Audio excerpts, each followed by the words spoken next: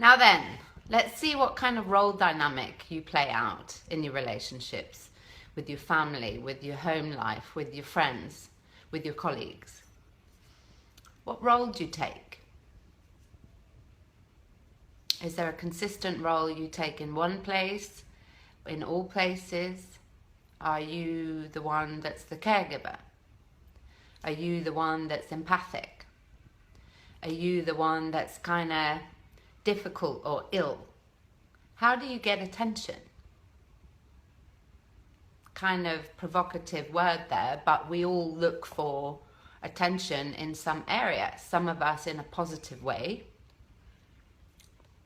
We think it's positive. Attention because I'm a good girl or a good boy. And sometimes what we've learned is we get attention by being a pain in the ass. So have a think about it. How does my role serve me?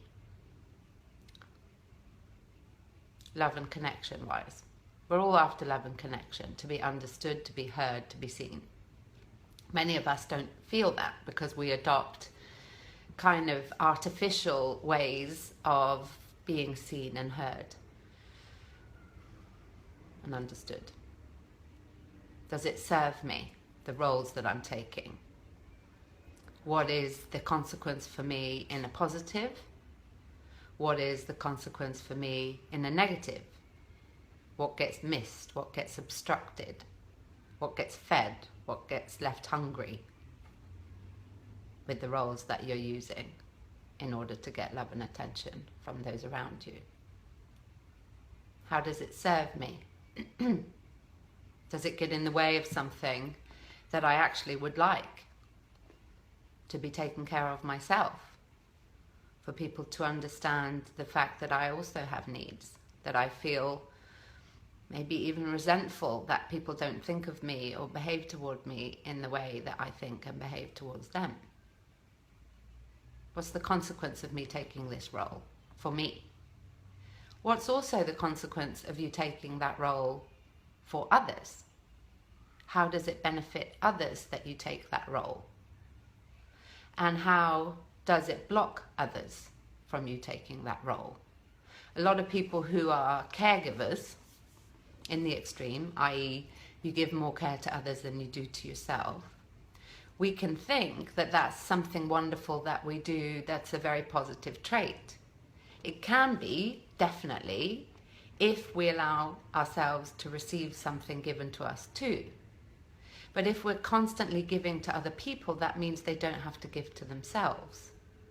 So what can sometimes play out in that dynamic is people get angry that the other person isn't taking care of them, and that the other person isn't really taking our advice as to how they take care of themselves. Why would they, when you do it all for them? Equally, if it's to the other extreme and you're playing out a role where you're the needy one, what about you gets missed in you being the needy one?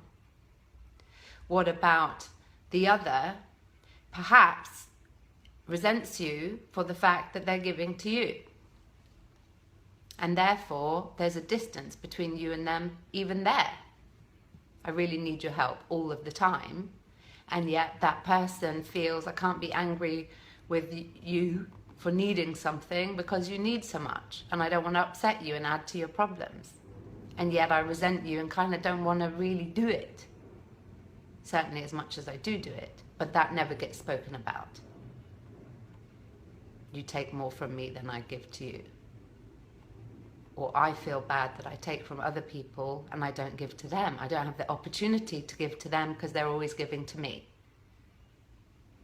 We can give the green light to people about what to expect from us when we're exhausted doing it.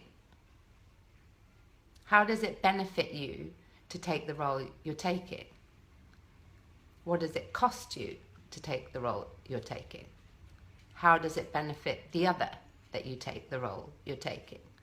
And how does it maybe hinder them by you taking the role you're taking? If you clean up the mess for other people, they don't have to do it for themselves. It's a very seductive role, because then you're that person that does that, and people become to rely on that in you. It can set up a lot of pain, a lot of distance, a lot of emptiness, a lot of shame, a lot.